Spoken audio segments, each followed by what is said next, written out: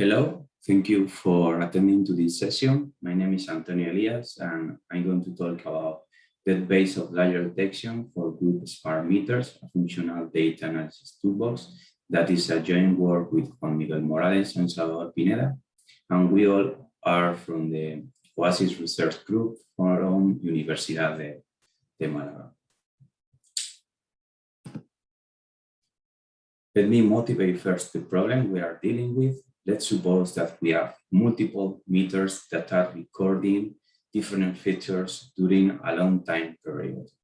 We can think about an example like having multiple meters installed in different households, like the right panel of this figure. Or we can think about different meters installed in different solar panels in a solar farm. Our goal here is to detect meters, households, or solar panels that behave differently than the majority or different than the rest. The key point here is, what is an outlier? In this work, we try to propose a toolbox or a bunch of methodologies to unmask outliers with different attributes that are clearly defined to provide an interpretable outlier detection toolbox. The outline of the talk is going to be as follows. I will start with a first block of materials and method, where I basically introduce the meaning of functional data analysis and the meaning of depth base. Then we will go to the main part of the talk, that is the outlier detection toolbox, where I will introduce the three definitions of outliers that we propose to deal with the smart meters. Then we will move to some real illustration and some conclusions. So what is functional data analysis? Functional data analysis is a branch of statistics focused on the analysis of smooth curves that we denote by YT, that are observed along a domain A, B, and we will use T as the index of the functions.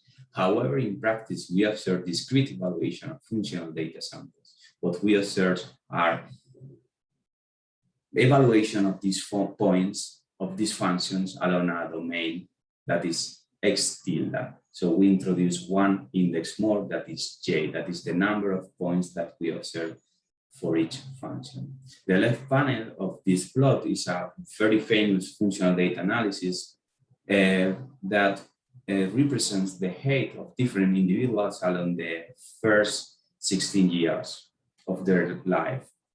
The left panel are the theoretical functional objects. So we have here 5 growth curves, and the right part of the plot is what we observe in reality, that there are discrete functions, that are discrete points. I leave here some reference, just in case somebody is interested in going further. So how can we go from discrete functions to functional function or smooth functions? In functional data, we use basis expansions. So we suppose that each of the curves, YT, is represented by this multiplication between coefficient and phi, that are the basis function. And basis functions can be splines, wavelets, Fourier series, and so on. So if we are able to convert our raw data into these smooth functions with derivable basis functions, we will be able also to represent the derivative of the function. And here below we have 2 examples that are the same data set that I presented before, the growth curves, but for the first derivative, that is the left panel, and the second derivative, that is the second panel. We will use these derivatives later in the smart meter context to detect different outliers. Okay, but well, what is functional data analysis related with smart meters? Okay, each meter basically records a massive time series, that is the top left panel. And if we focus on this massive time series to a week period, we will see in many of the features that the smart meter records that there is a daily periodicity. Particularly in this example, we are dealing with photovoltaic energy generation, and we see this daily pattern. This time series is for 1 year. So if we split this time series into days, that is the right panel, we will end up with 365 daily course of photovoltaic energy generation. That is the right panel. And here we have our functional data in the discrete version that we denoted by Y1 to YT, being T, the index of the days, and being X tilde, the index of the minutes of the day. To be precise, we must call this kind of functional data functional time series, because each function is indexed in time and they have a proper order. But well, as I start at the beginning, I mentioned that we will have multiple smart meters, so we will have multiple functional time series, and that's why we have to talk about high-dimensional functional time series. In this context, we will use this notation to denote the complete set of meters. We will require one more index, that is y, that goes from 1 to n, and we will have this matrix notation where each column are the functional data for 1 meter, and each row is the functional data for every single meter during a given day.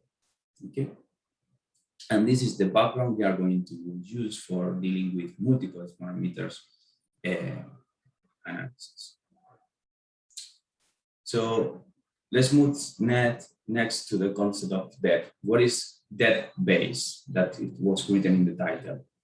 Okay, let's motivate that with a very simple example. Let's suppose we have this set of points and we want to order them from the first one to the last one, or we want to rank them.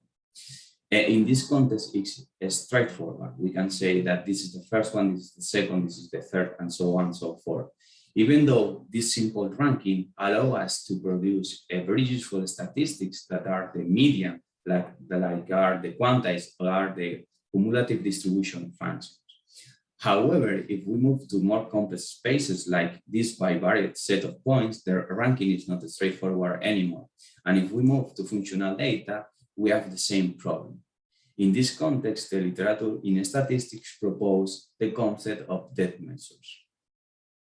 And what are depth measures? Depth measures then are simply statistics, statistics that provide a real number for each of the data that assigns its level of centrality. We are going to denote the depth of one of the functions y, like fdt. Okay, so we call our method depth based because it's based on depth measures. To go in a little bit further with an example, let's suppose we have this sample of curves, and each color refers to the depth level of each of the functions. The deepest function, or the functional median, is the black one, and this function will have a very high level of the depth statistics, let's say 1. Then we have all these yellow and green functions that also has a very high level of depth, and then we have also this blue or purple curves that has a very low depth. So we see that high levels of depth refers to the regions of the domain, or the regions where there are a lot of functions and the mass of the sample is located. There are plenty of definition of depth, and in our paper we use the modified band depth, but I leave here some reference with reviews. So now we can move to the outlier detection toolbox that will use, of course, depth measures to detect different kinds of outliers. And particularly, we differentiate between 3 types of outliers that are magnitude outliers, shape outliers, and evolution outliers. And in the following, I will introduce the main ideas of them. For magnitude outlier, we are going to use the functional box plot. We are going to use a modification of the functional box plot to use in the context of smart meters data. What is the functional box plot? The functional box plot is an extension of the univariate box plot.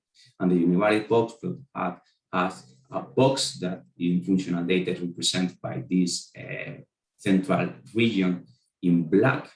That is the box and contains the 50% of the deepest function. We have also the two whiskers that are the fence that determine if a function is a magnitude outlier or not. And then we also represent the median curve in yellow. Since we have in this example two functions outside the fence of the functional box plot, we can highlight them as a magnitude outlier.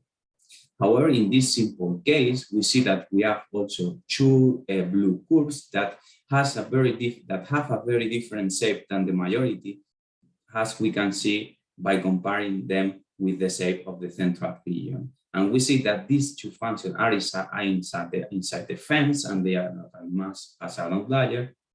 And that's why we need also another tool to detect shape outlier. The tool to detect shape outlier is the outlier gram proposed by Elías and Romo. And the authors prove theoretically that the relationship between two definitions of depth is this parabola, and they propose to highlight a shape outlier if these 2 points, if their points in this span is lower to this dotted parabola. We see here that now these two shape outliers that are not detected by the functional box plot are detected by the outlier gram, because these two blue points are below the dotted parabola. Then for evolution outliers, we use the concept depth as a time series. And why a time series? Because we realized that we are able to capture the time dependency of the functional time series by the time series given by their depths. Here we have two different time series. The top panel is a time series with a trend, and the bottom tab panel is a time series with season. And we can see how these two different structures produce different time series of depth. The top panel, we see how we go from the smallest depth, that is the red curve that is far away from the center. We move to the deepest one, that is the green one, in time period 3, and we then go again for a curve that is an outlier one, and go to very low values of depth. The same thing can be observed here in this other functional time series with periodicity, because we go again from the red ones that are this one here in the top. We go from this one to the center again, going to the maximum of the depth in here. But then, since we introduce a seasonality, we go again to the very small values of depth, because we go to the red function, and then we go again to the deepest one for going to the black ones. And we see how this is captured by depth measures. Using this idea, we propose to construct a prototype evolution that is a dream mean of the functional depth time series, and detect as an evolution outlier any meter that is far away in terms of the time series of functional depth. So we define an Euclidean distance between each of the meters functional depth time series of functional depths and the prototype, and then we propose a right tail outlier detection rule for a Q distribution. Why right tail? Because we are going to amass as outlier only the functions that are that has a very large distance. For numerical results, we use the Peck and Street dataset to illustrate our methodology. We apply the toolbox to 1 minute records of smart meters from Austin over 1 year for 25 households. We use voltage circuit and photovoltaic energy generation in each of the households. We apply the magnitude outlier, shape outlier, and the evolution outlier to zero the derivative and to the first derivative. And the key learnings are that evolution outliers are not detected by other methods, so we amass something new. The first derivative is allowed to detect those outliers that are not detected with level data. And we also introduce a scale depth to a masked outlier that cannot be detected with regular depths. As an example, we have here the household voltage circuit, where we have in the top panel a representative household, and in the bottom panel, one outlier. We see here in the right panel how the prototype is far away from the outlier curve, that is the dotted red line, and in contrast is close to the blue one, that is a non-outlier.